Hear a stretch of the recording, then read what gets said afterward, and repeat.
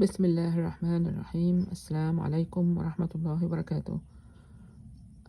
ازاي الرسول عليه الصلاة والسلام وصى على سابع جار.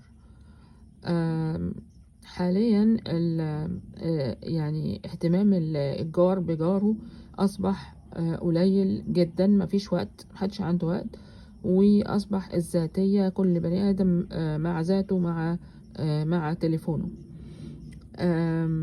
الجار هي كلمة معناها إن هذا الشخص مش بس قريب مني، بل بالعكس أنا بيجرني ساعة المصيبة، يعني ينقذني.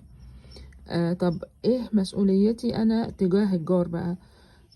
الأمن من الفلاتات. يعني جاري ده لو مثلا المية نقطت على الهدوم بتوعه أو بتاعتي، أو مثلا ركن عربيته جنب عربيتي وزنقني، أيا كان الحاجات اللي بتحصل، إن هو ما يخافش لحسن أنزل أضربه أو أعمل مشاكل ملهاش لازمة.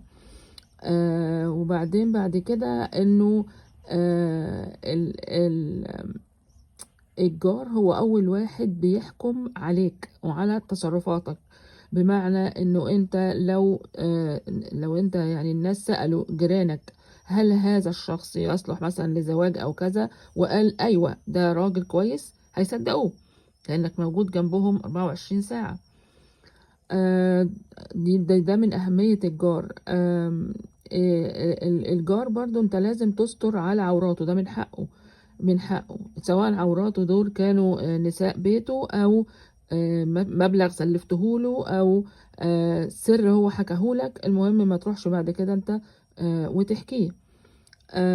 المفروض إن الجار ده يبقى له حق في خيرك على الأقل. يعني لما تيجي اعزمه هو أول الناس، لأنه هو جارك وهو أولى.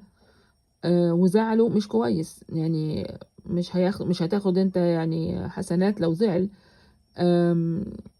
فبعد كده لما انت هتقدم الحاجات دي كلها، ان شاء الله يفترض ان هذا الجار حتى سواء انت عايش او ميت هيقف جنب اسرتك دي واولادك، نتيجة انه المعروف والاحسان اللي انت عملته بيه واخلاقك كويسة معاهم.